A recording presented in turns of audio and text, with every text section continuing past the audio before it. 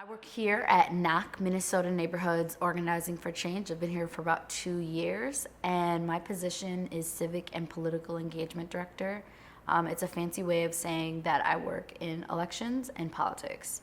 NAC's 4 years old. I've been here for 2 years, but we work on issues. So we work on policing, voting rights, education, housing, and the model that we actually use is that we don't show up on anyone's door in September or October saying, vote for this guy, vote for that guy. We're nonpartisan. We knock on doors all year long to the point that when it gets to September, October, and we knock on someone's door and they're like, oh yeah, I talked to you about workers' rights. I talked to you about environmental justice. At that point, they know and they trust us, and they believe in showing up at the polls because they believe in our work, so that when they show up at the voting booth, they can vote for whoever, but they're gonna vote for the person that has been aligned with the issues they've cared about, that we've talked to them about all year long. When you look at voter turnout last year, the state of Minnesota was down 5%. It was up 6% in North Minneapolis. Literally the day after Election Day, I was getting calls from electeds like, how on earth did you do this? My response was the same to everyone. I started door knocking in May. My people are on the doors now. They're having conversations. They're building relationships, because it's not about just only increasing voter turnout, but making sure we have educated voters so that when we do need to unelect someone, we have people that are, one, ready to run, and two, ready to vote.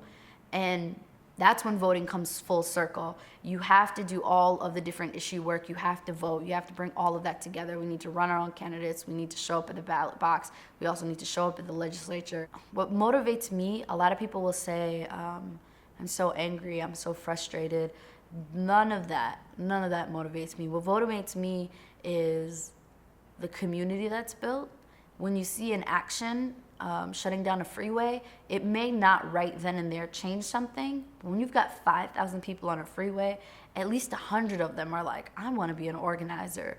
And seeing the community that's built, seeing us break rules intentionally and strategically, and seeing us become more organized and more creative is what inspires me, because it's going to take a lot of people doing a lot of different things to win. And that's what makes me wake up every morning and keep organizing. So my call to action for high school kids: no one tells you how to run for school board, no one tells you how to run for city council, no one even tells you that you can do that when you're 18. Just get engaged on a local level. The earlier you start, the more of an impact you'll make over your lifetime. And I would just say to youth that get involved, ask questions, demand things. Because once you turn 18, you have all the power in the world when it comes to that ballot box. And just make sure that you're not only just voting to whatever your party is. Don't just vote down party line, but call these people, talk to these people. They need to earn your vote, and make sure people earn your vote, and make sure you use your vote wisely.